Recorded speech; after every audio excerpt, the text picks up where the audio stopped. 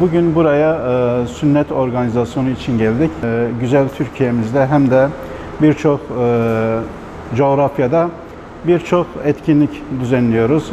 Bununla beraber çocuklarımızın, özellikle yetim ve mağdur olanların, imkanı olmayan çocuklarımızın da sünnet olmaları için çalışmalarımız var, projelerimiz var. Burada da biz özellikle hayırseverlerimiz ve ihtiyaç sahipleri arasında köprü olarak onların bu ihtiyaçlarının giderilmesi ve bu organizasyonun gerçekleşmesi için adımlar atıyoruz.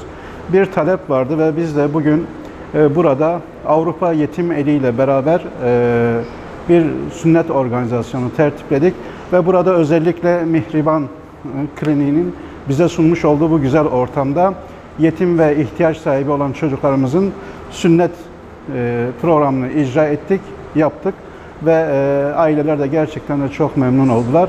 Ben burada özellikle buradaki bizlere yardımcı olan diğer STK'lara, bizlere bu organizasyonun gerçekleşmesinde yardımcı olan hayırseverlerimize ve bu imkanı sağlayan tüm kardeşlerimize dua ediyoruz. Rabbim kendilerinden razı olsun.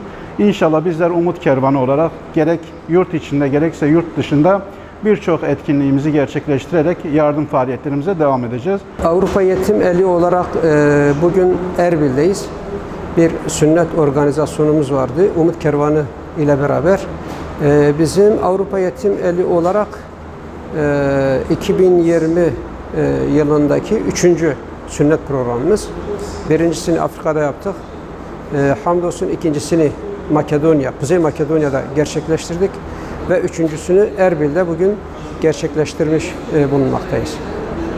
Genel olarak sünnet olan çocukların aileleri bize teşekkürlerini sunuyorlar, memnundurlar.